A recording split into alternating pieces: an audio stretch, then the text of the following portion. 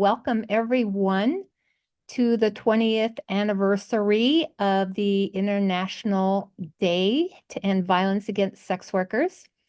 My name is Maxine Dugan, and I'm a working prostitute of 35 plus years, and I pretty much plan on working as a prostitute for another 35 plus more.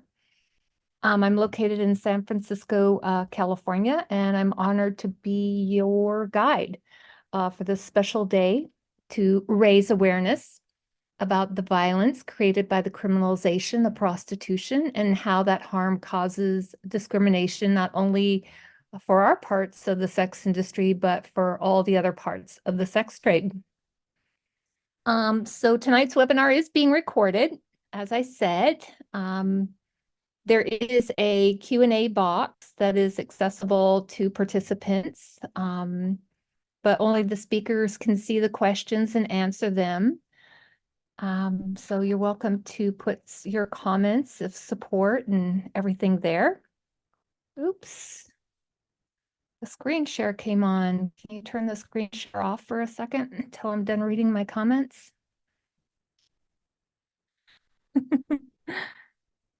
There you go. Thank you. I want to take a minute to thank our sponsors for tonight's event, International Day to End Violence Against Sex Workers. For this online memorial was only able to happen because of the good sister Bella Robinson of COYOTE, Rhode Island. The Community United for Safety and Protection, which is Alaska's sex workers, sex trafficking victims, and our allies. And we have Swap Behind Bars. And we'll have a speaker from Swap Behind Bars a little later on in the program. We have Amnesty International as one of our sponsors, the Los Angeles Harm Reductions, Venus, which is a sex worker group out of Maine. And we have a Rhode Island reproductive rights group called Women Project. We have Decrim Pennsylvania, the Once Incarcerated Anonymous, and Survivor Siblings, and the Erotic Service Providers Legal Education Research Project, which is my group. So welcome everyone from the West Coast to the East Coast with our program this evening. I just wanted to tell you that I was there at the first day that the International Day to End Violence Against Sex Workers was held in 2003 in front of the San Francisco City Hall. And I remember Robin and Michael, who showed up right as the sun was going down. And I remember that Rachel West was there and Lori of the U.S. Prostitutes Collective. There were some other people there. Robin was going around and handing out some candles, some makeshift candles for us to hold. She was talking about a gal named Angela who had just passed away.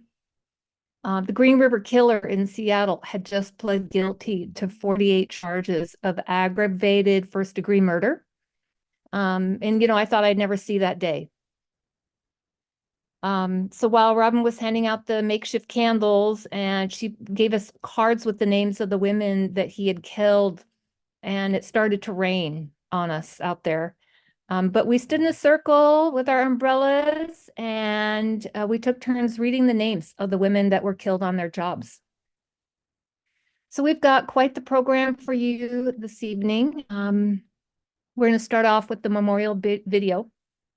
And I know that it can be really intense and triggering for folks to hear, you know, all the carnage that our community has suffered this past year.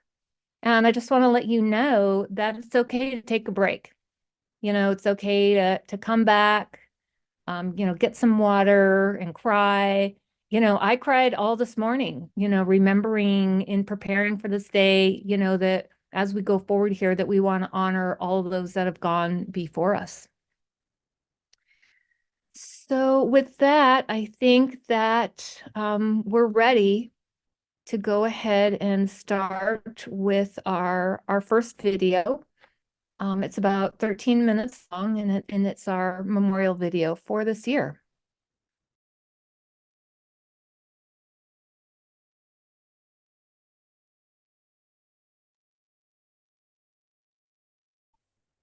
First observed in 2003, the International Day to End Violence Against Sex Workers was founded by Dr. Annie Sprinkle and SWAP USA.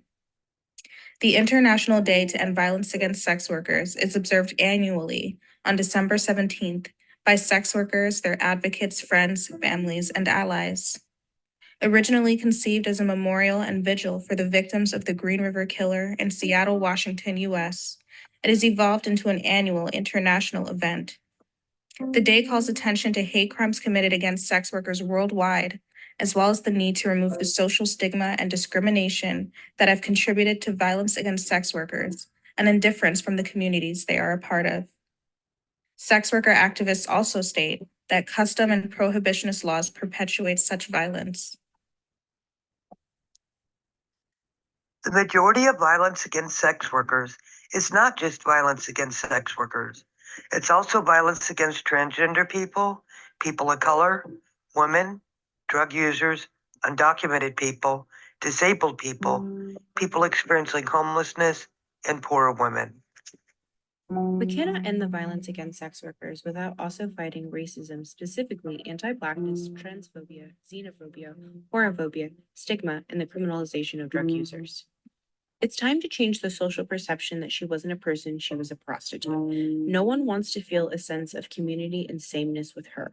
She was something other than us, and therefore we don't need to feel fear or grief at the fact or matter of her death. It's time to change this perception. It is time to remember and mourn those we have lost. It's time to continue fighting for the safety and rights of sex workers. We're going to begin this memorial with a poem by Thea Forstrom titled Wild Woman Sisterhood. It was not witches who burned, it was women. Women who were seen as too beautiful, too outspoken, had too much water in the well. Yes, seriously. Who had a birthmark. Women who were too skilled with herbal medicine, too loud, too quiet, too much red in her hair. Women who had a strong nature connection. Women who danced, women who sung, or anything else really. Any woman was at risk of burning in the 1600s. Sisters testified and turned on each other when their babies were held under the ice. Children were tortured to confess their experiences with witches by being fake executed in ovens. Women were held underwater, and if they float, they were guilty and executed. If they sunk and drowned, they were innocent. Women were thrown off of cliffs. Women were put in deep holes in the ground. The start of this madness was years of famine, the war between religions, and lots of fear. The churches said that witches, demons, and the devil did exist, and women were nothing but trouble. As we see even today, there is often a scapegoat created, and the chaos escalated in Sweden when the Bible became law, and everything that did not line up with what the church said became lethal. The Bible fanaticism killed thousands of women. Everything connected to women became feared, especially her sexuality. It became labeled as dark and dangerous and was the core of the witch trials throughout the world. Why do I write this? Because I think the usage of words is important, especially when we are doing the work to put these murky, repressed, and forgotten stories to the surface.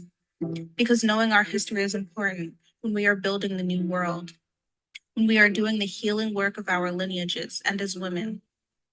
To give the women who have been slaughtered a voice, to give them redress and a chance of peace. It was not witches who burned. It was women.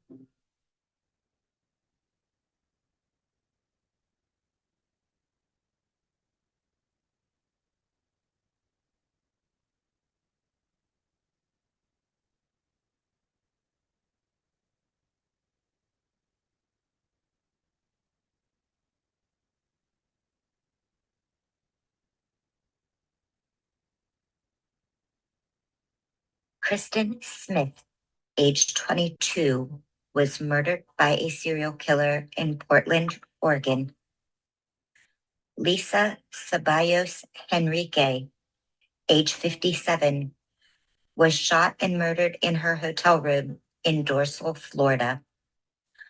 Coconut Kitty, also known as Diana Dietz, age 37, was lost to suicide in Los Angeles, California. Heaven Navaya Lene Buckner, age 18, passed away from an overdose. Rebecca Carlson, age 39, was strangled and murdered in South Hampstead, New York. Keisha Dorothy Brinker, age 36, was murdered by her husband in Indianapolis, Indiana. Joanna Speaks, age 32, was murdered in Ridgefield, Washington. David Pearls, age 78, died of a stroke in Los Angeles, California. Casey Tanner, age 28, died of unknown causes in San Diego, California. Santos Florida Reyes, age 63, was suffocated and murdered in Yamaka, Washington. Mercedes Vega, age 22, was kidnapped, shot, and set on fire in Tempe, Arizona. Coca the Doll, also known as Rashida Williams, age 35, was shot and murdered in Atlanta, Georgia. Christina Ashton Gorkani, age 34, died from botched plastic surgery in Fort Lauderdale, Florida. Kimberly Robinson, age 60, was stabbed to death in Trinity River, Texas. Charity Lynn Perry, age 24, was murdered by a serial killer in Portland, Oregon. Kyle Ross, age 9, died in a car accident in Los Angeles, California. Leanne Webster, age 31, was murdered by a serial killer in Portland, Oregon. Taisha Brewery, also known as Tavi Badi, age 31, was attacked by two men who fired over 20 rounds into her Uber as she was on her way home from dancing in Atlanta, Georgia. Ashley Real, age 22, was murdered by a serial killer in Portland, Oregon. William Futrall, age 53, was murdered in Tampa Bay, Florida. Lisa Moffel, age 38, was beaten to death by a possible serial rapist in Detroit, Michigan. Mia Moore Fun was in her 30s, passed away in St. Louis, Missouri. Dick Delaware, age 49, lost his battle to pancreatic cancer in San Diego, California. Tabitha Douglas, age 36, lost her battle with addiction in Batavia, Ohio. Max Hardcore, age 66, passed away from cancer in Los Angeles, California. Kayla Moon, age 34, was found shot to death in High Point, Illinois. Colton Harris Rubio, age 28, died from unknown causes in Houston, Texas. Stephanie Carrizal, age 29, was homeless. She was murdered and her body was found at the Sheldon Reservoir in Houston, Texas. Nala, age 27, passed away from unknown causes. Cherish Gibson, age 24, was murdered by a serial killer in Dallas, Texas. DeBernice Janie Henry, age 31, was likely murdered by a serial killer in Dallas, Texas. Melissa Rose Escobar, age 49, lost her battle with addiction in Lehigh, Florida. Crystal Quinn, age 37, died of an accidental overdose in Buffalo, New York. Caitlin Carter, age 31, was lost to suicide in Las Vegas, Nevada. Brian Knight, age 39, passed away in his sleep in New York City. Zoe Famat, age 24, passed away from unknown causes. Saya Thong, age 37, passed away in her home in Michigan. Jason Nikas, age 51, died of cancer in Los Angeles. Mia Padilla, age 19, was shot and murdered during an attempted robbery in Phoenix, Arizona. Herschel Savage, age 70, died in New York City. Jian Qing Zhang, age 53, was murdered in Eagan, Minnesota. Hank Hightower, age 57, died of natural causes in Los Angeles. Priscilla Alexander, age 84, passed away from kidney failure in New York City. She had been a sex worker rights advocate since she joined COYOTE in 1975. Holly Blowiser was in her 40s. She lost her battle with addiction in Sacramento, California. We'll now have 30 seconds of silence for the sex workers that we've lost.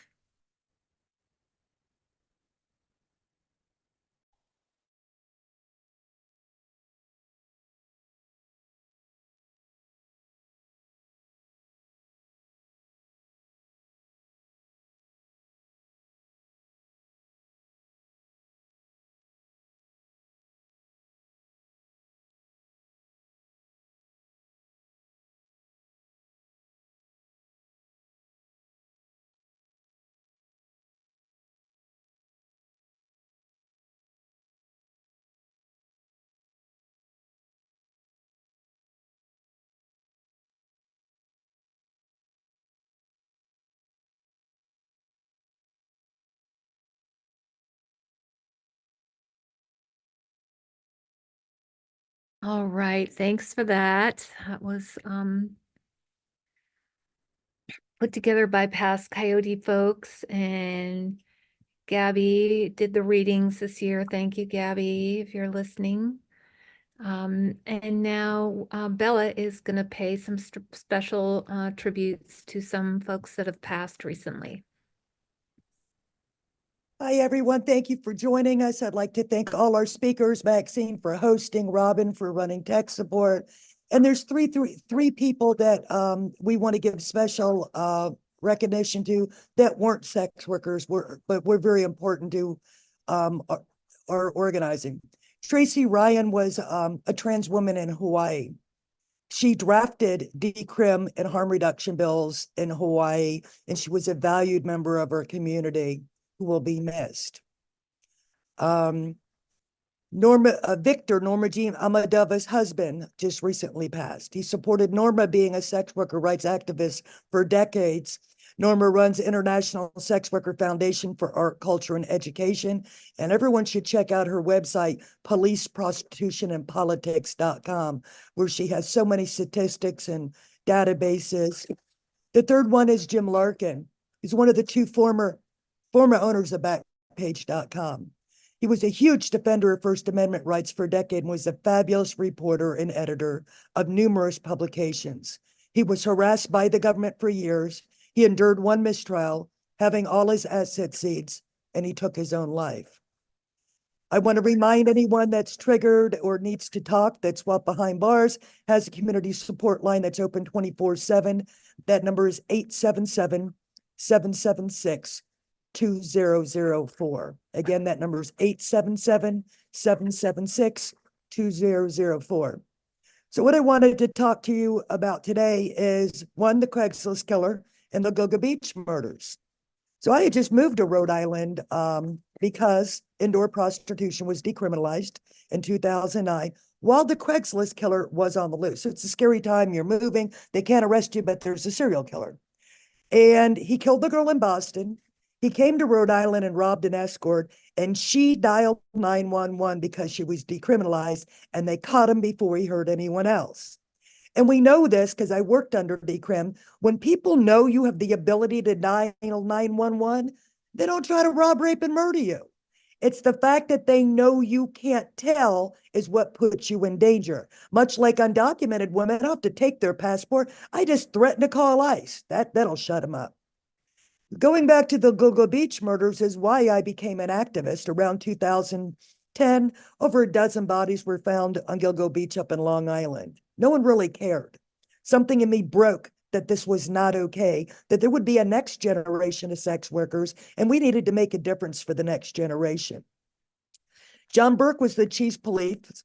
He was arrested for interfering with the FBI investigation and sentenced to 4 years. A twisted story that some man broke into his car and stole a bag of sex toys that had snuff films in it. So he showed up with some detectives at this man's house the next day, busted in the door, beat him up, and threatened to give him a hot shot and kill his whole family. And that man was paid out $1 million in a civil rights lawsuit. Just this year, he was arrested for soliciting a man in a park for free sex. There's a great podcast series called Unravel that really covered all the ins and outs, because we could talk about for 3 days about that. But thank you so much. And Maxine, let's go on with the next speaker. Awesome. Thank you, Bella. Yes, I had the privilege and pleasure of meeting Norma Jean's husband years and years ago. He and Norma Jean were trying to buy this old, decrepit brothel in Butte, Montana, and they wanted to turn it into a museum.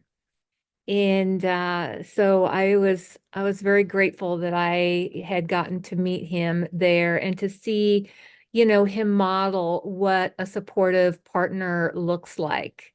And I had spoken to Tracy Ryan a couple times over the years in Hawaii, and really appreciated her good work. So our next video is actually a video poem by my mentor, Daisy Anarchy. It was a poem that she wrote when she was doing a bunch of activism in Seattle, Washington, with the Green River Killer families and community who were organizing the Take Back the Night marches back in the 80s and the 90s. And she went up there and brought her support and met with the activists and the organizers. And she wrote this poem. And I just want to take a second and thank our Robin, who is doing our technical directing for us today. So thank you, Robin.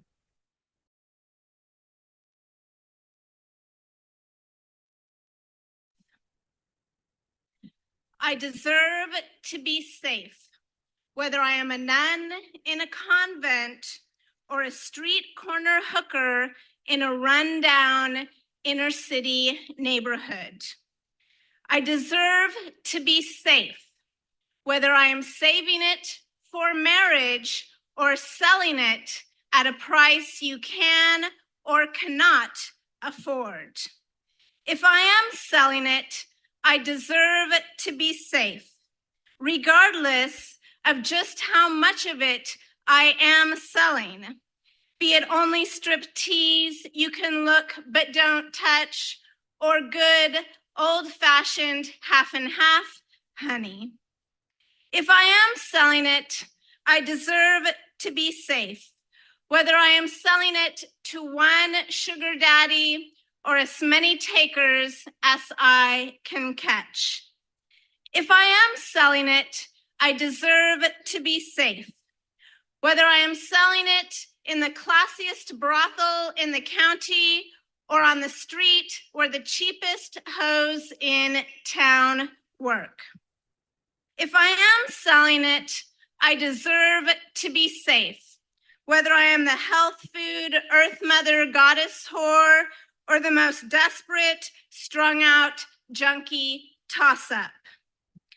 Anarchist though I am, I believe I deserve police protection, whether I'm getting paid to teach your child kindergarten or getting paid to suck your dick. I deserve police protection, whether I am your wife or the hooker you see when you tell your wife you're out watching the game with the boys. I deserve police protection, regardless of whether I give it away or sell it, because I deserve to be safe. I deserve respect, whether I am your mother who nursed you and changed your diapers, or the whore you pray your mother doesn't know you're with. I deserve your mother's respect too. I deserve respect, whether I'm in a nurse's uniform or a stripper's pasties or a hooker's miniskirt. I deserve respect for the hard work I do, whether I pay my rent with money earned working in the factory or working on the street. I deserve respect for the hard work I do, whether I buy my groceries with money earned, cleaning your house, building your house, or fucking you. My life is precious. My life is precious, whether I am the daughter you cherish or the hooker you fuck who is only as old as your daughter. My life is precious, whether I comfort crying children or comfort the sick and dying or comfort you sexually and emotionally. My life is precious, whether I am the wife who slept with only one man her entire life or the hooker who loves her job. My contribution to society is valuable, whether I am cooking you meals, engineering solar power, creating beautiful works of art, or giving you sexual pleasure. My contribution to society is valuable, whether I am dancing in the ballet or in the sleaziest strip club in town. I deserve to be safe. I deserve police protection. I deserve respect. My life is precious, and my contribution to society is valuable. Don't be surprised when I expect safety and protection and respect, for I know my life is precious, and I know that my contribution to society is valuable. The souls and lives and dreams of 100,000 beaten, jailed, and murdered prostitutes are righteously avenged and finally freed by this hooker's expectation of safety and protection and respect, and my knowledge that my life is precious, and my knowledge that my contribution to society is valuable. Give this gift to yourself, beloved sisters. Share this gift with our family. With this gift of loving self-respect, righteously avenge, finally free a weary world of beaten, jailed, and murdered prostitutes. May we all live free in the glory and joy of life that every human being deserves.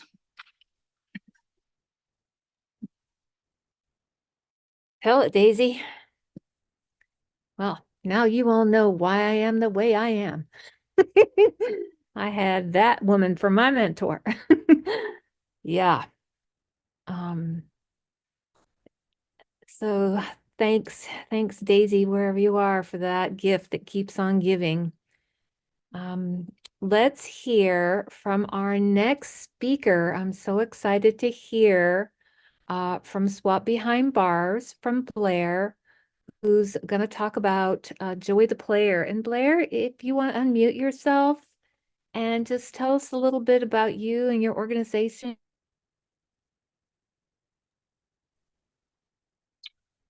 Okay. All right. Hi. Everybody hear me okay? Fabulous. Okay. So hi, my name is Blair. I'm the executive director of Swap Behind Bars. A lot of you are probably familiar with us already, but for those of you who are not, the area of focus for us is on folks who have been, are at imminent risk of, or who are transferring out of incarceration. And we lend our services, our case management services, to community reentry, and we maintain the nationwide community support line. Supposed to talk about Joey the Player. I will a little bit, but I wanted to take just a moment to talk about Melissa Escoba, one of the folks who was on that list, who was a client of ours for several years. We met Melissa when she was still in prison, and she had kind of was a little cagey, like some people are, about their hustler status, right? She wasn't in prison for a prostitution-related offense. She was in prison for a drug-related offense, if memory serves, as are a lot of our clients. And we always kind of have to carefully navigate meeting people where they're at with their journey around sex work and their experience with sex work, right? Especially if they are in a position where they've been incarcerated in a long-term way. You know, we don't want to force the self-identification on anybody, and we don't want to scare them off from joining community and finding community, right? So we're kind of handling her with kid gloves a little bit, but she had reached out to us, and it was myself and two of our other case managers. And we realized over the course of talking to her for a while, there was a certain tone that she would take, and we'd go back and forth and back and forth. And one day I said to my other case manager, think this could be, because we all have really gender neutral names, and I think maybe she's talking to a man. And so we found a clever way to clarify that all three of the people that she was talking to and seeking services from were female identified. And her tone completely changed, and she was like a sister immediately. And we thought that was so funny, because it was like, yes, you're a hustler, you're smart, you know what's up. And from that moment on, she was with us. She was with us for, I want to say, 3 or 4 years. She was incredibly smart, incredibly witty, extremely self-aware, and ran very, very hot and cold. A lot of passion, a lot of energy, and a lot of trauma. Somebody having been criminalized and been in a position to be incarcerated in a long-term way. It was a real pleasure to get to know her, even when she would, when she would have difficult moments or backslide.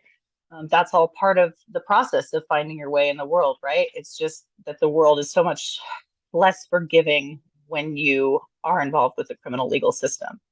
And when you're involved in the criminal legal system and trade sex for resources in any way, the cracks that you can slip through get about 1,000 times bigger. And over time, she would kind of pop in and out of services. She'd be doing really well for a while.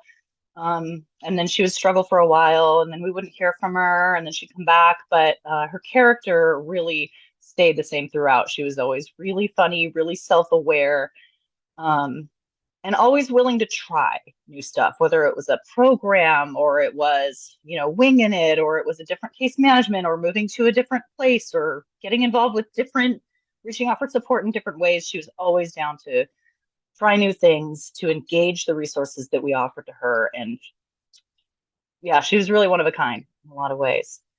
So, and I know that her interactions meant a lot to the case management team too, and losing her was a really big blow.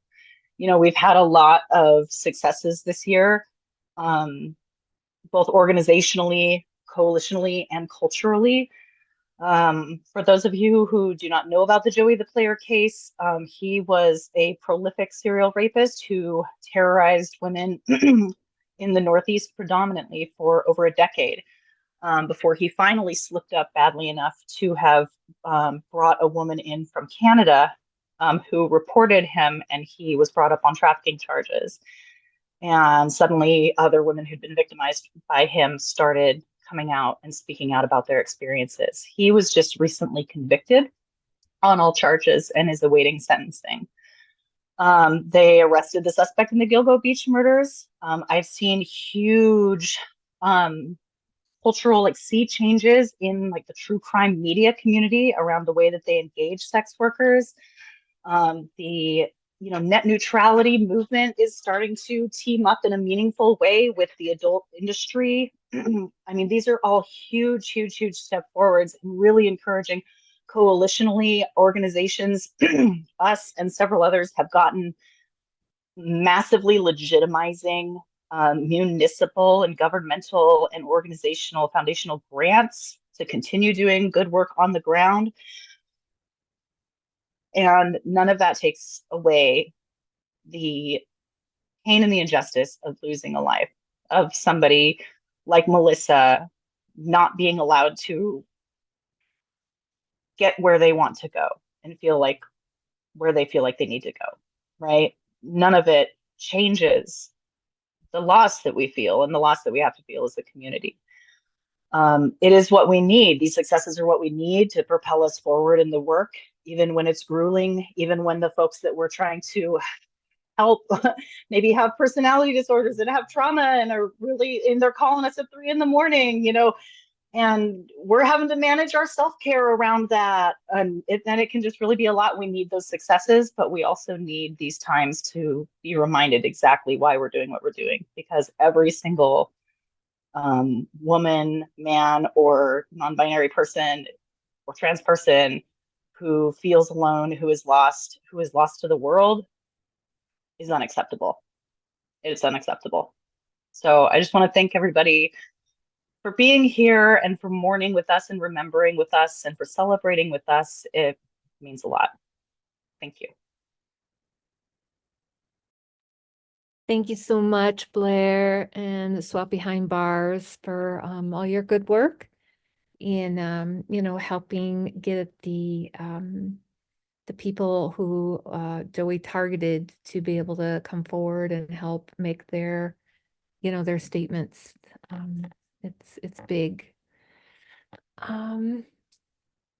Next, we're going to hear from Tara Burns from Community United for Safety and Protection. Tara's gonna talk to us a little bit about FOSTA, still FOSTA, and the violence in Alaska of the missing and Indigenous women and immunity bill. Unmute yourself, dear Sister Tara. Take it away. Hi, I'm sorry, but I'm not going to talk about those things. You're going to have to just come along with me. So I'm Tara. I am one of the founding members of the Community United for Safety and Protection in Alaska, and I am also COYOTE's Research and Policy Director. And I do a lot of advocacy work here in Alaska and a lot of research work in Rhode Island and across the country with COYOTE and sometimes with SBLIRP too. And I'm a sex worker. And yesterday I took some really amazing pictures for my OnlyFans. And this morning I was editing them and I was like, I should make a calendar. And figured it all out. I was like, I got the perfect niche market for this calendar. Trapper Association. But I had to stop and think, if I market that close to home, how much does that increase my risk of being raped and murdered? And it's so natural for us to just think that way. We don't even realize how messed up it is until a day like this comes along and makes us reflect on that. This year for me as an advocate and as a researcher has really driven home the extent of state violence against our community, against sex workers and against sex trafficking survivors. You know, whether that violence is sex workers and sex trafficking survivors being turned away when they're trying to make police reports of violence, or whether it is police choosing to protect their informants who are pimps rather than protecting the woman that their informants are victimizing, or police, you know, engaging in rape, sexual assault of minors, coercion, or, you know, much worse sometimes, or, you know, just the criminalization of victims and victims being arrested and charged with conspiring to traffic themselves when they come forward to get help. And those victims, so often when they are convicted of conspiracy to traffic themselves, are forced to register on the sex offender registry for life, which makes their address public, which means that, you know, the person who victimized them and that person's associates can find them, can go to their houses, often for decades or for the rest of their lives. You know, they cannot escape that violence because they went to the police for help. And, you know, those stories really aren't told. They're invisible stories even within our community. And that's because a lot of us have a lot of shame about like being a person who did not get the CSI treatment. You know, everybody thinks it's like CSI and those nice people will help you when you're a victim. And so some people can have a lot of shame that, you know, they didn't get that kind of treatment, or because, you know, people are being quiet about these experiences because they're waiting for them to be investigated by another police agency. I have spent so much of my life waiting on the cops to investigate the cops, you guys. Or because it can put you in real danger to speak up about those things. So even, you know, within our community of people who do not speak up about violence, we have these stories that are even more unspoken and even more hidden that I want us to think about today. And research for me is really a great way to bring these hidden stories forward. Last year on this day, COYOTE launched a survey in support of our immunity bill, and it's just a short survey asking about people's experiences reporting or not reporting crimes when they were the victim or witness of a violent crime in their work. And, you know, we can take those stories to the legislature in Rhode Island in trying to get the immunity bill passed in Rhode Island. But we are also, you know, continuing to publish those stories in our immunity bill toolkit so that other sex worker rights groups can also use those. And if anybody wants us to like filter by your state and send you the stories that are specifically from your state for your legislators, we can do that. Research is also a way that we can collect information like how frequently does this happen? How many people who take this survey have had that happen?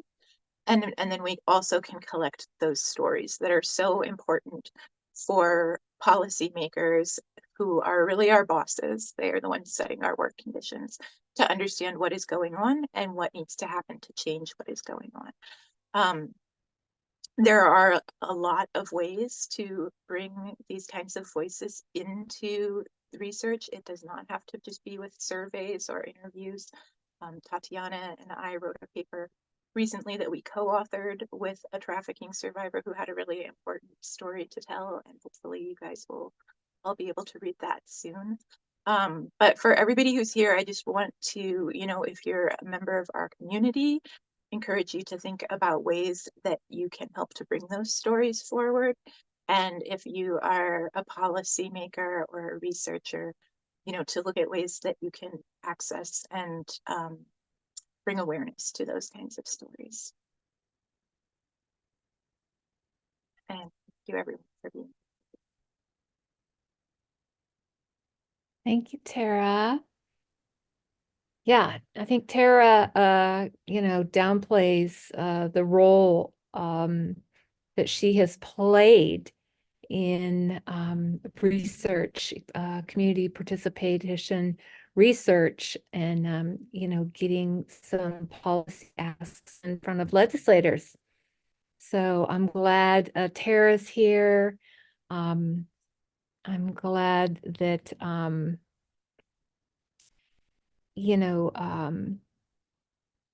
we're going to be able to take a break for a minute. We're going to play a couple more videos for you. One is a 3-minute video and one is a 4-minute video. So you have a minute to get a drink of water or use the bathroom. And you've got the chat box that's still open, and certainly the speakers can chat. And then we're going to come back and hear from another fabulous person writer. And actually we've got several more great speakers to hear from tonight. Norma Jean coming up with the art to tell the story. Yeah. So we're going to continue on with our program today. And we're going to hear from Antonia Crane. If you can unmute yourself there, Antonia, if you're ready, dear. And you can introduce yourself and talk Sure. about what's up. Absolutely. Hi, I first want to say thank you to the previous speakers and all of the art, and especially to my mentors and colleagues, Maxine and Bella and everyone at Coyote, and for your lifelong dedication and work to sex workers. I also want to acknowledge and grieve with you our 44 lost community members, and recognize and acknowledge our sex worker ancestors. And also say that I am calling from the land of Chumash and Tongva peoples and pay my respect to elders from both nations, past and present. And with that said, I know this is a hard day for all of us. And it just is. It's just a hard day. But so I'm going to call you, I'm gonna make this about a local event that's happening. I'm here in Los Angeles. I've been here for a long time. Oh, and a little bit about me, I guess, if you don't know me, I've been a sex worker since 1992. I was a part of the Lusty Lady labor war. I'm class of 1996, and I've been able to be involved in both unions in both centuries. So the one in 1998, the Lusty Lady Union, SIU Local 790, the Exotic Dancers Alliance, woohoo! And then also the one that happened this year, which is amazing. And it's Equity Strippers North Hollywood. And they are currently negotiating their contract. I've also been arrested for prostitution in 2010 on a sting the day before the local election. And I spent the night in jail. I have spent a lot of time in massage parlors and have done all kinds of sex work, and have been an activist since, I guess I would say, 1995. Okay, so let's get to business. So recently, the Los Angeles City Attorney Heidi Feinstein Soto and her cronies at the LAPD, Homeland Security, and the FBI have decided to displace, arrest, fine, jail, shame, and criminalize sex workers working along the Figueroa corridor, rather than providing them with the resources they need to survive in Los Angeles. So this is happening right now. Soto has followed up on her intent to crack down on prostitution and eradicate sex trafficking with a civil lawsuit against the New Gage Motel, using the archaic Red Light Abatement Act to litigate away motels sex workers use to work indoors. This will, as you know, push sex workers onto the street and into isolated, unlit, and dangerous areas, putting them at greater risk of rape, other kinds of violence, and murder. But we know, you, me, all of us here know that police stings seeking to eradicate sex trafficking and promising to protect children and clean up the neighborhood is really about erasing sex workers' workspaces in an attempt to silence, criminalize, intimidate, harass, and shame sex workers and to keep our lives impossibly precarious. We also know that women are targeted first, disproportionately Black trans sex workers, other women of color, and single mothers. We know that police raids that pad the salaries of police officers leave sex workers unhoused, bereft, traumatized, and vulnerable to assault. But we also know that when sex workers gather, we dignify each other's lives and we share our common experiences. And that when we gather to commiserate and share our experiences, we begin to strategize and to imagine ways to better our lives and the lives of our sex worker friends and colleagues. And when we strategize, we organize to obliterate and challenge archaic laws that seek to render us and our existence invisible. And when we organize, we win. Because organizing is about love. I love you and I will fight for decriminalization alongside you. Let me say that one more time. I love you and I will fight for decriminalization alongside you. So yes, let's mourn our siblings we have lost and may they rest in power. And may you all restore and rest tonight because tomorrow at City Hall at 1 p.m., we fight. So that's it. I kept it short. Thank you, Antonia. Yeah.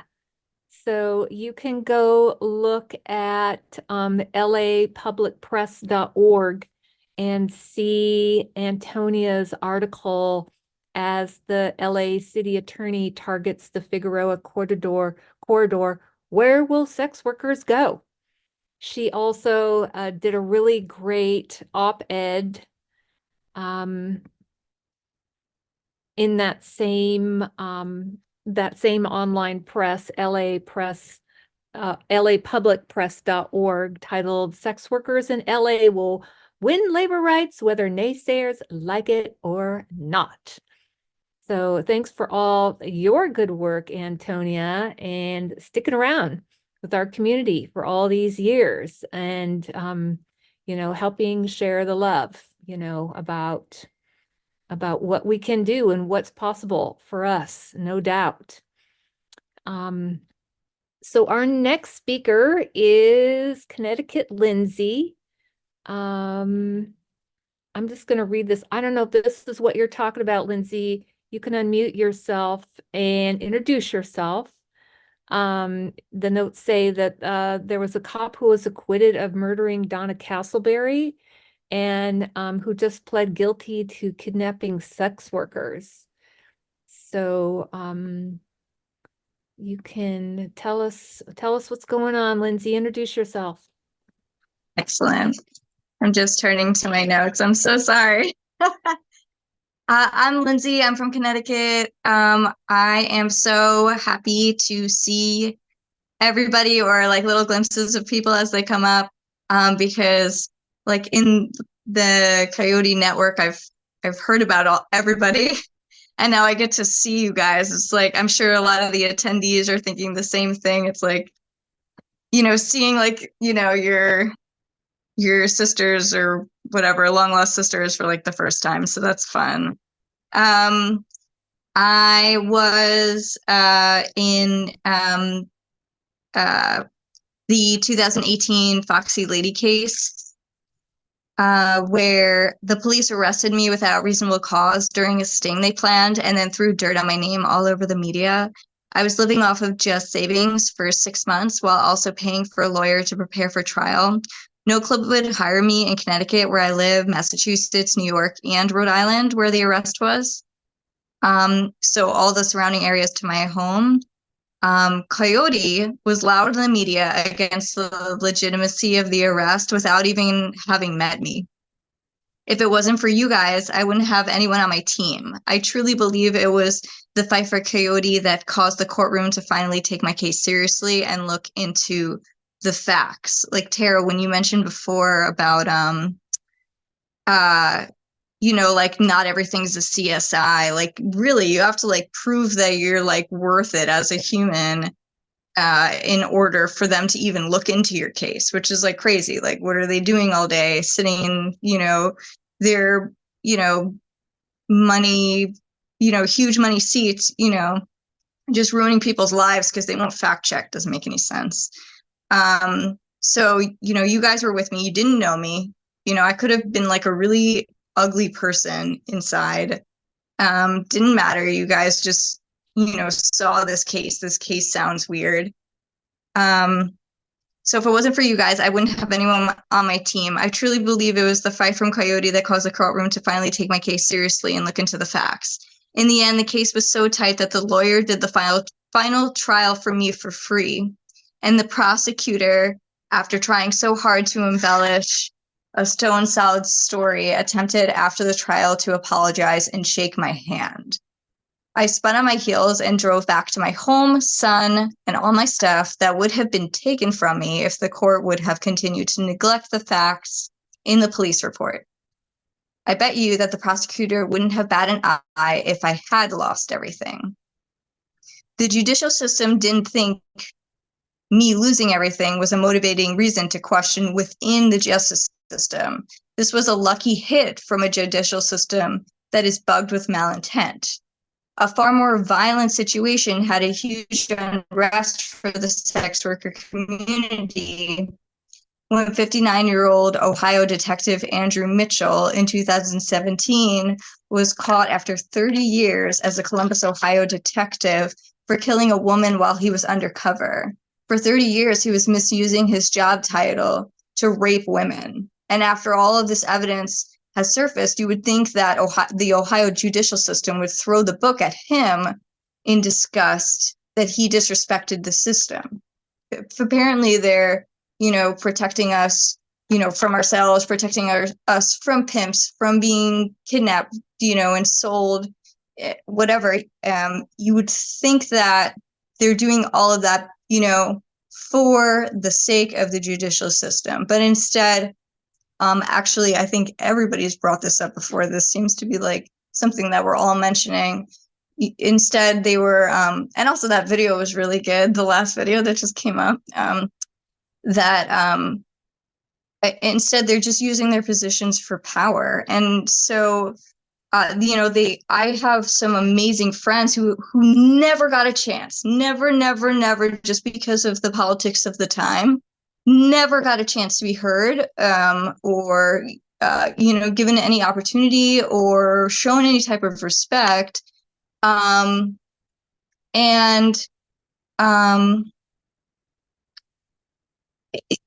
book was just thrown at them from as little, before they even probably knew, what they were being charged with. And yet this man, used his job title in the justice system in order to create more illegalities for 30 years. Like 30 years. When someone's doing something sketchy for a week, you look, 30 years, everybody knew, trust and believe. And after all of the evidence has surfaced, you would think that the Ohio judicial system would throw the book at him in disgust, that he disrespected the system they work in and judge the community in. No, the Ohio judicial system turned a blind eye and pronounced him innocent of manslaughter. Like that beautiful, surviving, vivacious, sensual, resourceful soul never existed. He got some smaller charges. They're not worth noting, because they're not nearly enough. And the brothers and sisters that we struggled next to remain in the streets. I say that because I do understand that a lot of us weren't in the streets. I was, and so that's like a huge part of my, my growth, my memories, my joy, my fear, but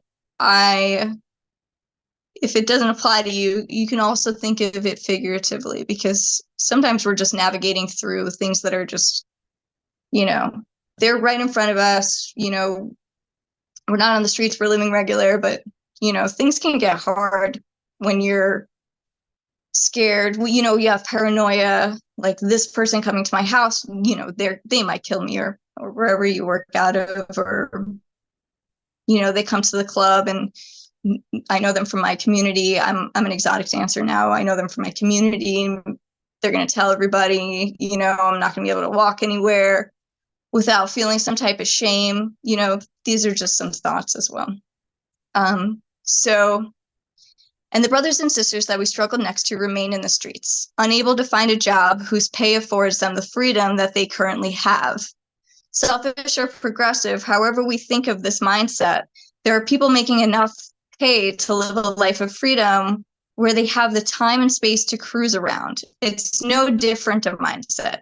But look what some of them are doing with it, raping, killing the people they are to protect. The narrative needs to change because the societal norm now allows some terrorists to be locked in and some kind hearts to be locked out. We got to keep making noise until everyone blinks an eye from the jump. And I also want to thank everybody so much for your amazing efforts. I am just blown away by the stuff that you guys come up with, and I hope to continue to see everybody thrive and also contribute to the effort as well. So thank you so much. And that's actually all I have to say. Awesome. Thank you, Lindsay, for speaking out and joining us today. Your story is super important, and you definitely, drives home, that situation that many of us have been in. Many of us have been arrested and been to jail and know what it is, to, be in that situation where that state-sponsored violence is getting over on the public and the public's safety. And, while we sit in jail and we're put out of work, and, our kids are going hungry, So yeah, thank you. Oh, we're gonna hear from, well, I guess Kayla's not on our call, but we're gonna have Bella talk about the Texas Border Patrol agent who was convicted of murdering sex workers. I don't know if you guys followed some of that true crime, that live trial, but it was very revealing, and I was grateful that that was on display for the world to see. So unmute yourself and take it away, Bella. Hi, thank you, everyone. I'm sorry Kayla wasn't able to get here in time to talk about this, but I wanted to let people know Kayla joined us and created the Coyote Sex Worker Storytelling Podcast, and she ran it for 2 years, and she also ran this event for 2 years. In 2021, we created a master list that went back to 1836. And the reason we did it is we often find Jane Doe's real names in cold cases, and we could add that in. We also started to include sex workers that, overdosed and suicide and things like that. But Kayla has been great and been a great activist and community member. So in 2018, a Texas Border Patrol agent murdered 4 sex workers execution style. He shot them dead in the head. His defense was he had to clean up the streets because no one else would do it.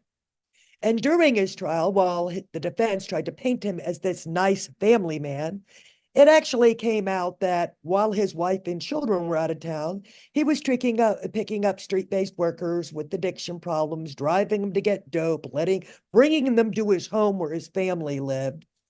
And the last person that would have been a victim, her name was Erica. And these were mostly trans women, Black and Hispanic women too. She knew something was up. She was in his car. And when he pulled a gun. So when she jumped out of the car, she actually came out of her shirt and ran up in her bra to a state trooper pumping gas. And until that exact moment when she goes, this is the dude, this is where he lived, he was in charge of the whole FBI, Border Patrol investigation into the murders where he's a serial killer. Now, immediately they took the death penalty off the table, even though it was a capital crime. So there had to be a trial. Because normally prosecutors say if you don't plead guilty, you're going to get life without the possibility of parole, or you're going to get the death penalty, but you can plead guilty and get life without parole. But he got a trial. And they did their damnedest to throw shade at these marginalized women. And we know how hateful the world could be. But what was awesome on the YouTube videos of the trial, the general public were typing in comments, I don't give a shit who those women are and what they were doing. This shit ain't okay. So, Maxine's taught us this slogan a long time ago. There are no bad women.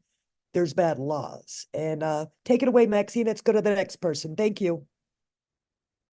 Thank you. Yes, thanks, Bella. Yeah, I got to watch Erica's testimony and she was great. And I've sat, like probably many of you, doing court support for, people who work in the sex trade who are victims, who were victims of violence and who stood up, on that witness stand and told it like it is and, got some section of justice. So our next speaker is Joe J. Dash. Joe, if you want to unmute yourself and go ahead and, tell us a little bit about yourself and, go ahead and share what's up. Hi, my name is Jay, for those who don't know me. I'm a researcher, advocate. I'm sorry, I just walked in the door from work. I'm starving. I haven't eaten all day. I have kids and we need dinner. So cooking at the same time. My name is Jay, for those who don't know me. I'm a researcher, advocate, and I am passionate about sexual health. That's my thing, is healthy sex. And that's where my work in the sex workers' rights movement has been centered. Also, criminal justice advocate. I've been, myself and Jenna, we worked together with the Red Umbrella Project, and I was a health educator for Persist Health. That's how I started in this work. And I'm going to try to move in the next room because the kids are going to be loud, no matter how much I ask them not to be. And I don't want to ruin this building.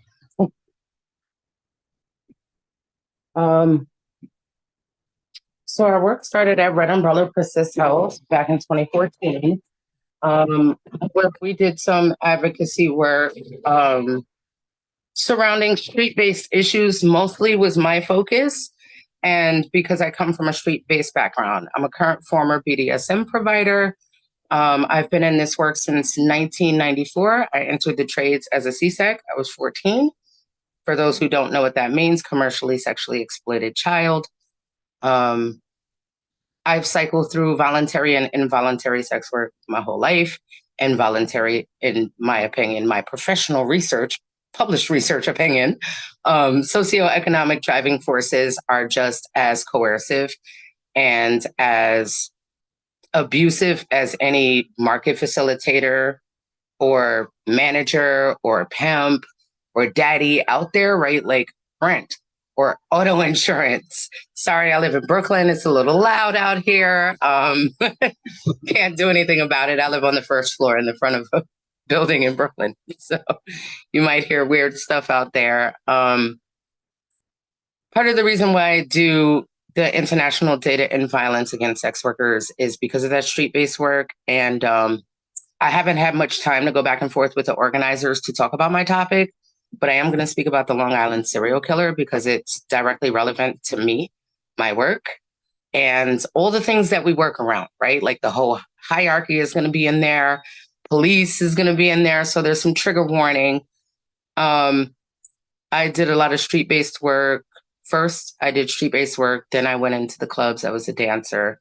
Then I was a black car escort. And from there, I went to Atlanta, where I experienced trafficking as an adult through intimate partner violence that I didn't quite know was trafficking until it was over. Then it was like, oh shit, I was being trafficked. Wow.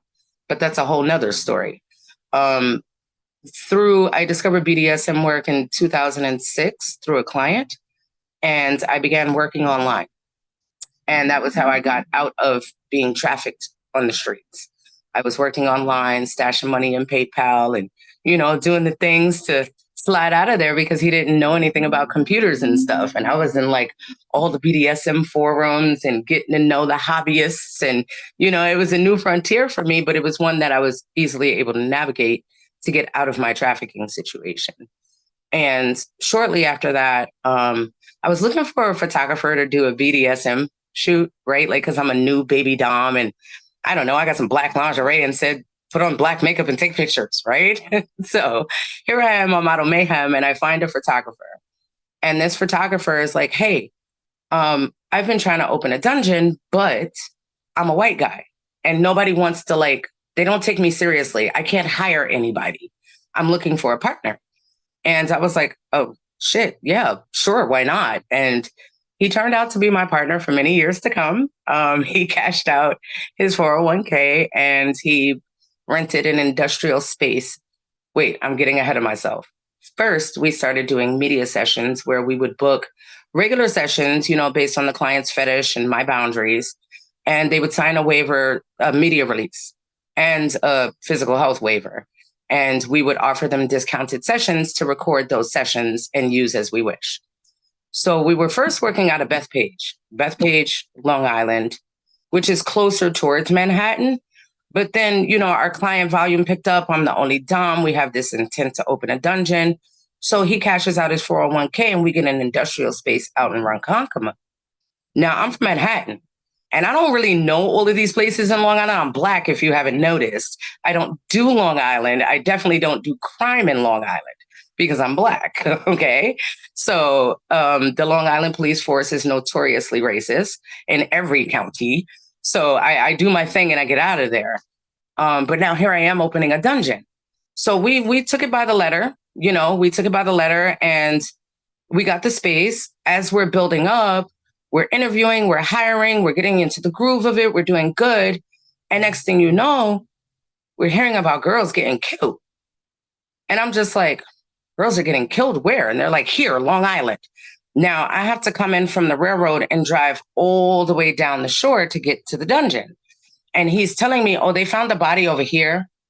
Oh, they found the body over there. And now, mind you, I'm scared to death because I'm coming in from Manhattan and I have to wait at the train station for him to come and pick me up. And some of our girls do too. He has to come and pick them up from the train. So now we're all really nervous. Now, this is where the profiling comes in at. I said, well, what kind of girls are getting killed? And he's like, oh, white girls. You don't have anything to worry about. And I was just like, okay. And then he's like, well, we really don't have anything to worry about because they're all escorts. And I'm like, what? So now I start digging into it because, we have doms who are on staff and they're scared to come in. They're scared to drive in. And I don't blame them, right? Like, we don't know who this serial killer is, how he's getting the girls, where he's getting the girls from. We know nothing. All we know is that bodies keep turning up on the beach on the way to work. And there's more and more and more. First it was 3, then it's 4, then it's 5. It's like, whoa, I don't think I want to come to work anymore. Maybe we should shut it down for a while.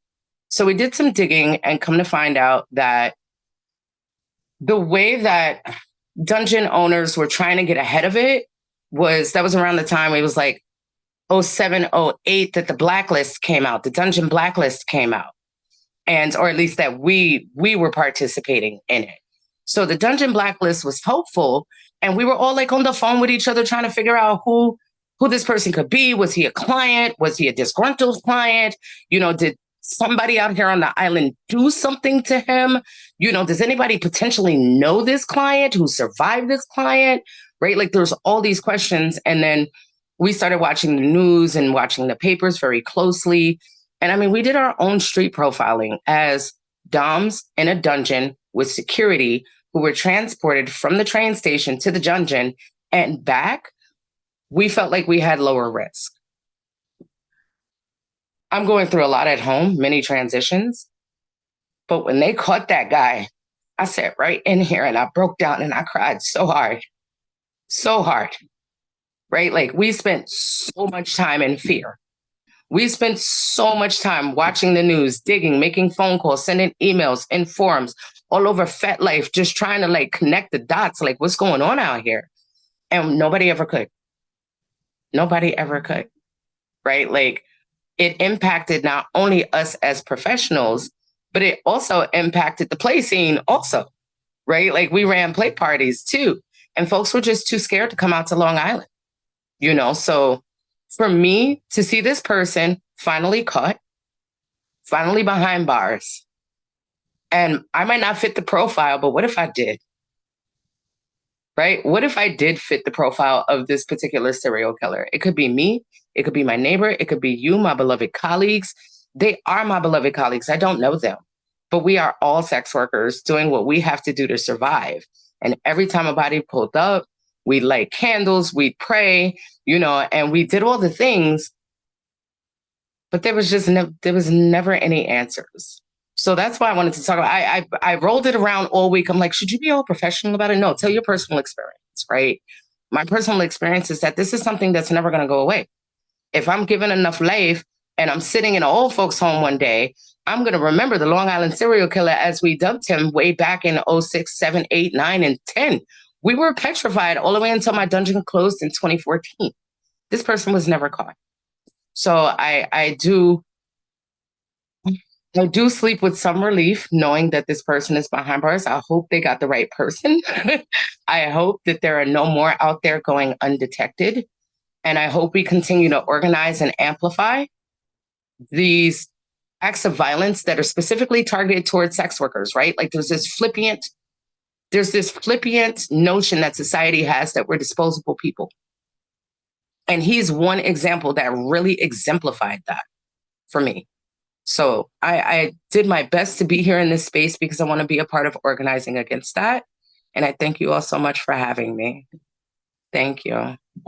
Thank you, Jay. Thanks for telling the story. And for many of us who were crying for days when he was arrested. I mean, it was just because we were all there when those women were found, and the debacle of the, police. Belle and I did a YouTube video on it. We have our YouTube channel, Sex Work Nation, where we try to talk about stuff. Anybody's welcome to come on with me who wants to talk about stuff, and because it helps bring up our profile.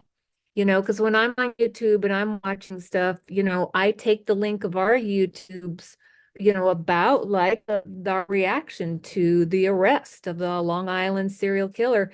And I put that link in the chat on other YouTube channels who are talking about us kind of way to help them know, what, we're here. We're talking about it. We can talk about it from an intelligent, respectful, honoring type of place. And you should too. So yeah, everybody who speaks out today, this is a live recording. It's going to go up on YouTube. We're going to get to share it and, help educate everybody that, yeah, we're here. We found ways to keep ourselves safe in the middle of this chaos that goes on. And we're a resource to our community to help keep ourselves safe. So thank you, sister, for all your good work. Oh, sorry. Appreciate you being on. Anyway, we're going to go on and talk with, let's see. Oh, Jenna Torres. You've been here for a while. Jenna, unmute yourself. Hi. Do you want to tell us about yourself and tell us what's up? Yeah, absolutely. So, hi, I'm Jenna Torres. I have been a sex worker advocate for nearly 10 years now. I started when I was working with Red Umbrella Project in Brooklyn, New York. I was arrested as a young person, and I was labeled as C-sect, which Jay also explained is commercially sexually exploited child or youth. I was in foster care. I'm a young mom of 4 now, but at the time I was a young mom of 3. And there was like a lot of things that played into my role in the sex industry. I did not know that trafficking was like a thing in the ways in which they make it seem. A lot of the ideas I had around trafficking are those that you depict in media. I didn't know there was a word for the work that I was doing. I didn't know there was a community of people, of sex workers who were involved. And so I defied a lot of my odds. My mom passed away when I was 11 from a drug overdose. I went into foster care. I had children young. I graduated on time. I was on my way to college. And so me being involved with people to get access to things that I needed, I did not know that there were communities of people who did it until I was arrested. And more importantly, I was arrested before the human trafficking intervention courts was a thing in New York City. I was also arrested before there was the term AP8, which is how they label sex work in the courts. And so I was in court where they were, as a exploited youth, where the court was telling everybody that I was a sex worker. And so I had to choose between college and a program called GEMS up in Harlem. And I was nervous that they would take my kids away. I was nervous that they would tell my foster parent. I was nervous that, all of these things would exist. And I had many complications with my case and ultimately dropped out of college. And because of my frustration, my caseworker at GEMS definitely knew that I was not like the rest of the girls there. And that I was very much aware of what I was entering and what I was doing, and it was survival-based sex work. And so because I was so adamant about my experiences, she sought out a program called Red Umbrella Project. And Red Umbrella Project was also in partnership with another organization called Persist Health. And together they did writing workshops. They released, I think, 5 books called Prose and Lore. A lot of people in our community are a part of those books. And we ultimately use those books as a way to advocate for ourselves and change a lot of things in New York. So changing things like how they describe sex work in the court. Not using condoms as evidence was a thing in New York, because if you were carrying 3 or more condoms, then that was evidence of you being in the sex industry. And so we together collectively, using our stories and our voices, were able to sit on coalitions, sit in city council rooms, testify in our own experiences about why decriminalization is so impactful and so important. I always go into rooms and share my experiences in the sex industry. And I'm also very clear that the most exploitation I've ever faced has not been in the sex industry. A lot of my exploitation has come from me working 9-to-5 jobs, has been from other types of experiences, making me even choose between going to college and some rescue program where the woman of that program openly says that she's been a sex worker and that she done work because she wanted nice things. And then somehow that turns into the narrative that girls are not to be sold, and doesn't account for those with different narratives. And so I always work a very very thin line between advocacy. I'm based in Atlanta, Georgia now, and I've been here for 6 years. And so I did not know what I was moving into. People told me the climate of Atlanta, but not really showing me, because I'm from a very progressive New York. Like, we say just about anything. And it's very a different climate. So moving to Georgia and having to censor myself and realize that I'm a New Yorker in Georgia, in a foreign land, and having to really combat just the ignorance and the stigma of sex in general, sexual health, HIV, STIs, healthcare, maternal health, all of it. And me and a few other people are like probably the very few in the reproductive justice movement that talk about sex work, and how everything is connected. And so being in this place, I'm also a poet, and I learned to use my poetry as a form of advocacy because it's not a dialogue. I said what I said. It's not a discussion. And you can feel the way that you feel after I say this poem. And so I'm going to read a poem for you all that I wrote for International Horse Day. And I just, like, on a side note, people out here are very fickle, very finicky when it comes to sex work, when it comes to, any of those kinds of industry works. And very recently, I had somebody who was upset because somebody was using sex to sell lashes. And we had a conversation about, she was like, well, you don't have to use sex to sell everything. And I was like, but we do. And it's okay. It might not be your life, but it's okay. Somebody does it. And, it just is what it is. And she's like, but you don't understand, sex work is damaging. It is so hard on your spirit and all of these things. And I think that, and it's about value. And I was like, I value myself, which is why sex work was a thing, because I valued myself, and I can charge you all what I think, more than what I think I'm worth. So there is a value system within sex work. And I guess I could argue the same for those who are civilians in vanilla who don't do it. So it just really continues to remind me that my experiences are not often the experiences of people of my peers or people in my community.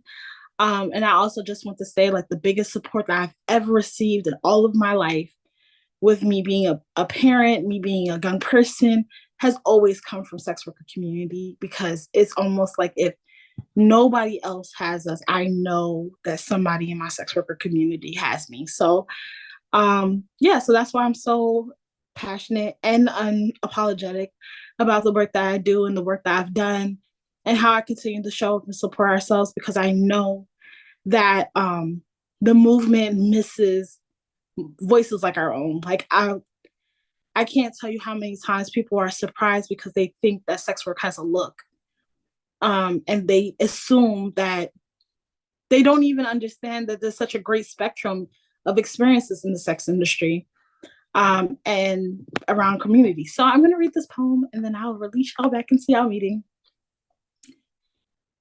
Nobody loves the whore until they are eating at her table, coming to her palms empty and waiting. And then she's fairy godmother.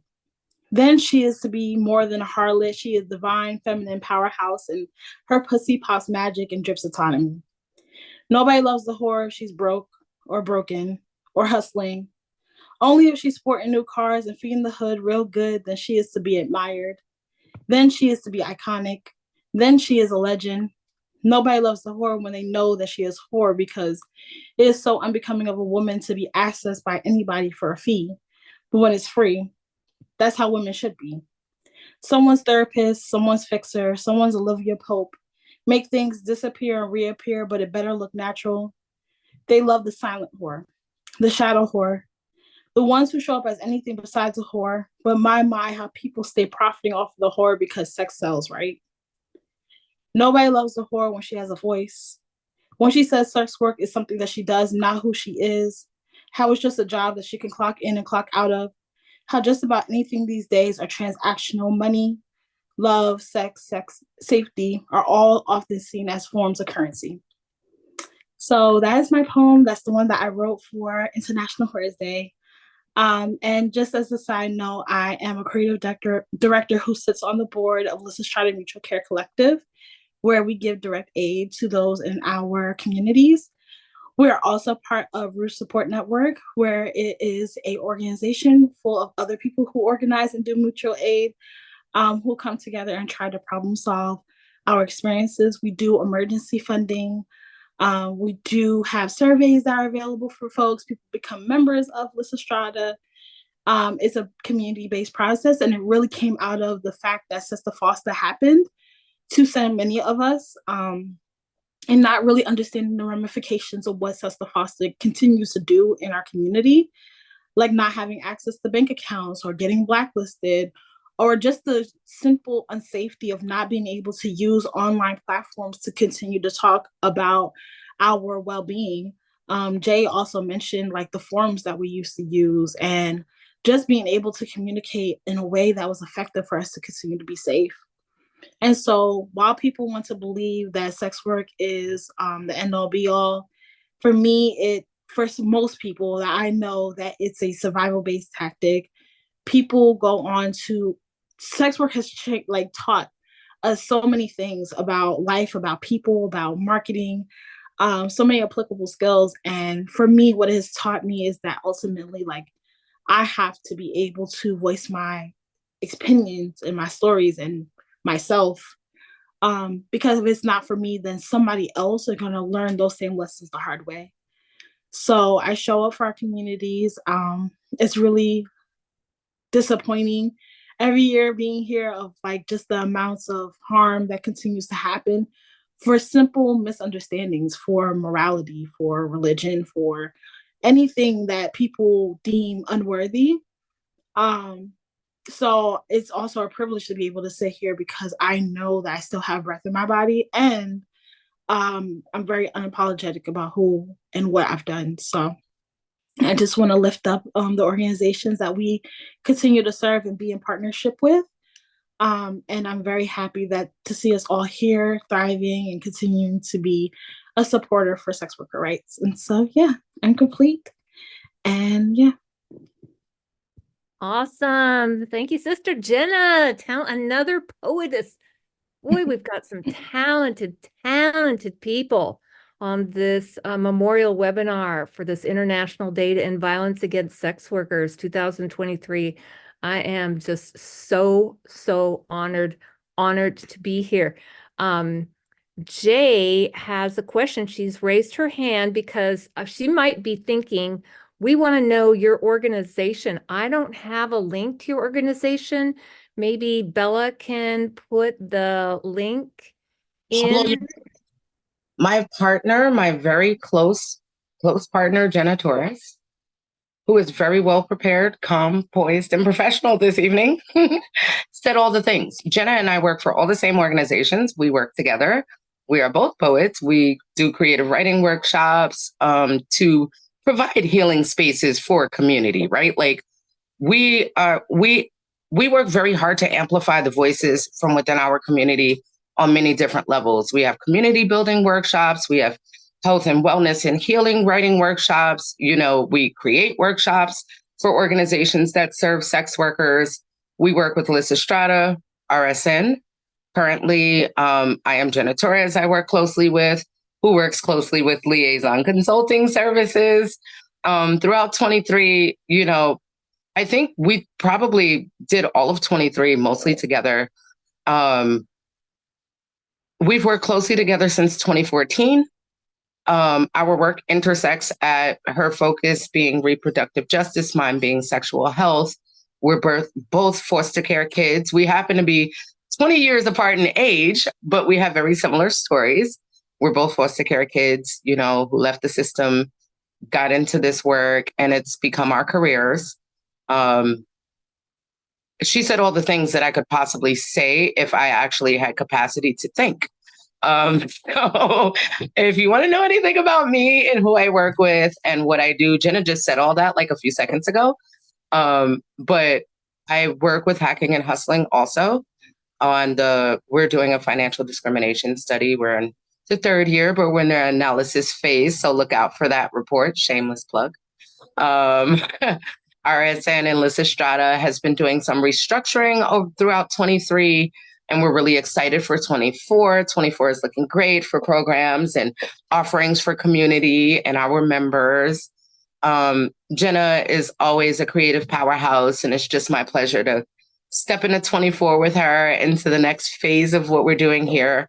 My work has always been centered in sexual health, HIV mostly. Most HIV is my passion. Grew up here in New York City, where the HIV epidemic, pandemic, this was the epicenter for that too. And I was a toddler when it happened. Like I was 5 in 1984. And my mom is a lesbian.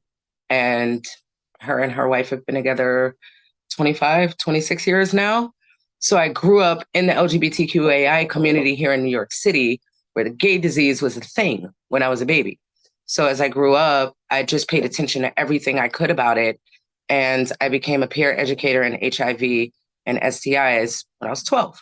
So I'm 44 now. I've been in this work since I was 12.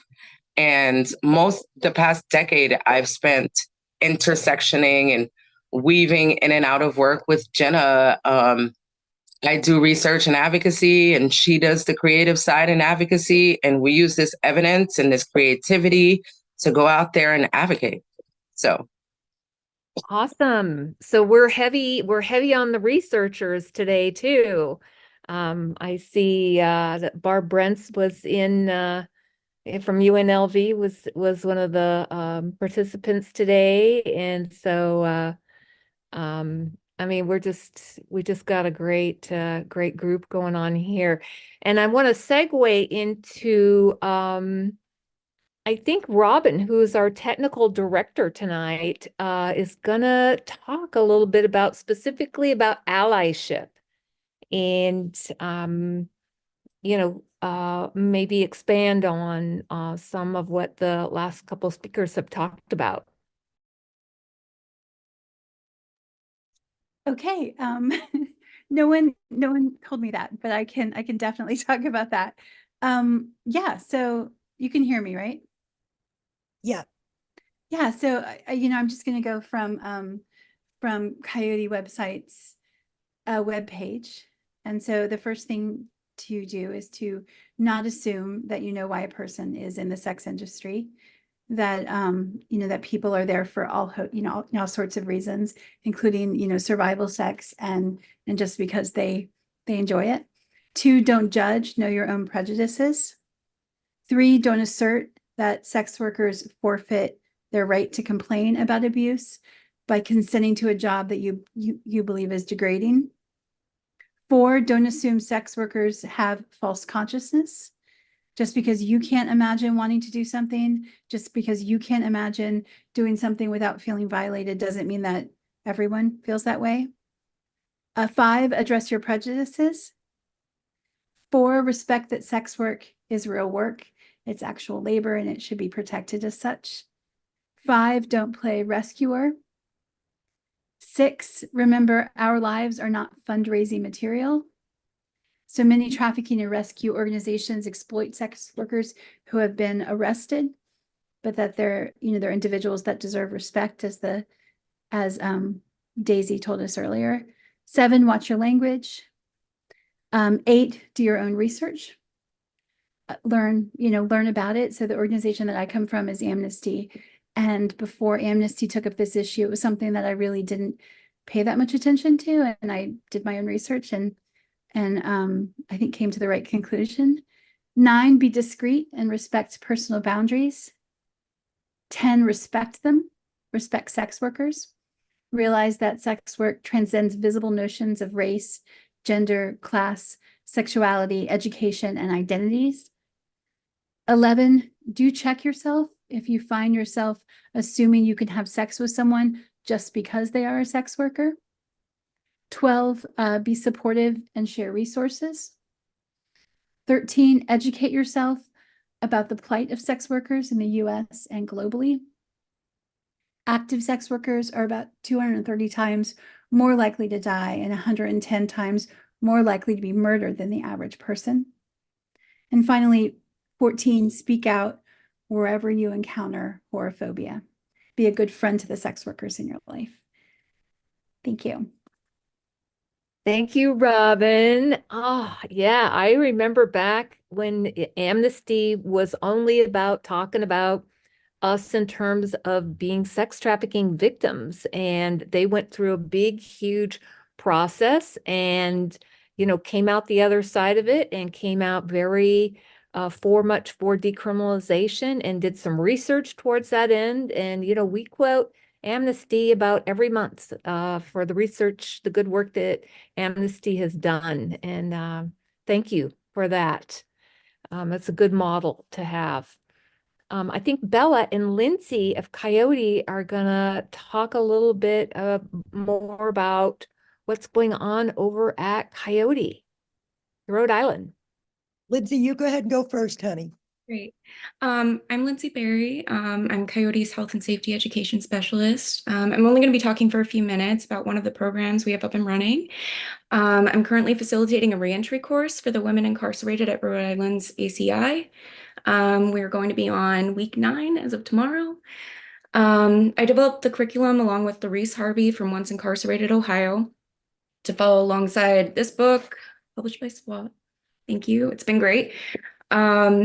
It's focused on the future. This class is a 12-week psychoeducational empowerment program, and the women get time off their sentence for participating in it. This course has been designed to accommodate some of the learning challenges that are commonly seen within the incarcerated population, such as dyslexia, functional illiteracy, and of course, PTSD. We are covering topics that may present potential barriers post-release, such as being able to identify healthy versus unhealthy relationships, boundary setting, assertiveness skills, managing triggers, self-esteem, trauma healing strategies, and mindfulness skills. At the start of this group, we collected information about demographics and what their needs were so that we could best support them. At the end of every session, I give the women an anonymous survey to fill out with their input on what's working, how to improve the course, etc. Getting really great feedback so far, so that's really great. And really, it's been such a great group of women, and I'm really loving getting to know them. We're also keeping tabs on information about recidivism at Coyote, which will hopefully give us more information about program effectiveness. This program, most importantly, though, is about establishing relationship with these women and letting them know that Coyote is here, that they have community and a voice, one that's very important. And we are here as a resource for them with absolutely no barriers. Thank you, Lindsay. Thank you. Real quick, I wanted to also thank Senator Mack and Rep. Sanchez. They both joined earlier tonight, but had to leave. And we will be taking this whole video, uploading it to YouTube, and we'll make sure that we put people's names and what org they're with. We did update the press release to put that information, and we're sorry we were late. So Lindsay's been great. She's got a master's degree in social work. We figured rather than stand outside the local jail, prison in Rhode Island, they're all in one building, whether we don't have a county jail, screaming, fuck the police, that we were going to try to be part of the solution. So we went down there with, we just want to help the women. We just want in, right? So Lindsay does that part. When the women are released from the ACI and they send me a little screenshot of their inmate ID that has their release date on it, I immediately put in the mail a $100 gift card to Savers, a big thrift store for them to buy clothes, a $100 Stop and Shop card so they have access to food. We also help them get into sober houses, get on the housing wait list, get their birth certificate, Social Security card so they get an ID so they can apply for SNAP and Medicaid and, you know, maybe apply for a job and things like that. We don't ask them, there's no requirements for them to receive this. We also have the Coyote Closet. Lindsay's also part of that team with Sammy and me. And we go out to Kennedy Plaza every Friday at noon and hand out hygiene kits and harm reduction materials to anyone in need. And I want to tell people that want to do outreach, do not chase street-based workers and truck stop workers in the streets. When you do outreach to everybody, because sex workers and survivors are no more than important than any other marginalized person, whether they're homeless or drug user, poor person, they're all just as important to us. We also have a legislation committee. We have a research committee. Tara is the bomb, and Tatiana, who have been doing great research. We got many more projects that'll be released next year. Our legislation committee, these are the two bills that we're working on. The QR codes go to toolkits that teach you a lot more. Rep Sanders that was here earlier is the sponsor to our immunity bill. At this time, since we don't participate in Giving Tuesday, we would like people to consider donating, making a tax deductible donation to Coyote RI today. Or they can purchase items off our Amazon wish list for outreach. If they want to volunteer, they can email me at bella@coyoteri.org with volunteer in the subject line. I'm sitting there thinking I forget what I'm supposed to say next or what I'm forgetting, but I'm going to shut up and everyone will be glad. But I want to thank everyone for participating. Maxine, thank you for facilitating. Robin, thanks for doing tech support. Thank all the speakers and everybody who attended and showed up for sex workers on International Day to End Violence Against Sex Workers. In closing, we know globally, sex workers report the majority of the violence comes from law enforcement. So with that, Maxine, I'll let you take it away and see if we have any questions in the Q&A. Well, I've been on the Q&A the whole time, so we've had some great interactions with folks, and so this is your kind of last opportunity to make any comments, suggestions, or any questions that you might have. I'm sure in the show notes on the YouTube channel, we'll have everybody's orgs. So, because all of our orgs, I'm sure, could use support with volunteers, anything from, fundraising to community engagement, support with research and organizing. We're getting ready to do our Stop the Raids in Las Vegas, February 5th. That's Monday. We're going to be at the Allegiant Stadium, and you can go to stoptheraids.org and learn more about our efforts to organize with some of the Las Vegas sex worker community, expand their capacity. We're going to be doing a 3-day hoedown in Las Vegas for sex workers only, to be able to, get some leadership building skills and, get some face-to-face organizing going on, because that's, really where it's at a lot of the times, because we spend so much of our lives online. And thank you all for your support today. And last call for questions.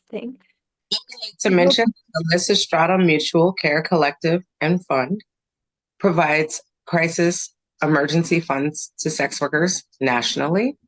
And if you feel in the spirit of giving, please go to our website and donate generously to the emergency fund so we can continue our work of serving sex workers in crisis throughout the country. Thank you, Jay.